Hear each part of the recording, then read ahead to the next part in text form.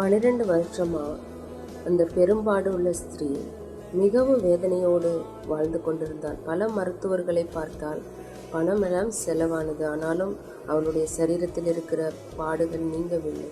அந்த நேரத்தில் தான் அந்த ஊருக்கு கர்த்தராக இயேசு கிறிஸ்து வந்திருக்கிறார் என்று கேள்விப்படுகிறார்.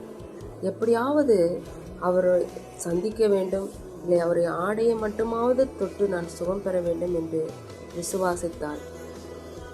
கூட இருந்தவர்கள் எல்லாரும் அவளை தள்ளினாலும், இல்லை, என் தேவனை நான் நிச்சயமாய் தொட வேண்டும் என்று தொட்டால் அற்புதம் நடந்தது. அதே போலதாங்க 12 வருடம் மட்டும் அல்ல, பல ஆண்டுகளாக வேதனையோடு நீங்கள் இருக்கலாம்.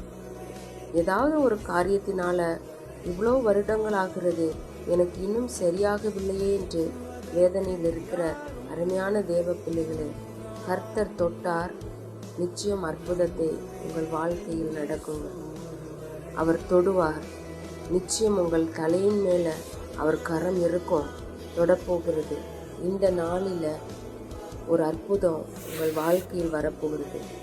எத்தனை ஆண்டாக இருந்தால் என்னங்க, கர்த்தருடைய பார்வையை ஒரு நிமிஷத்தில் மாற்ற முடியும்.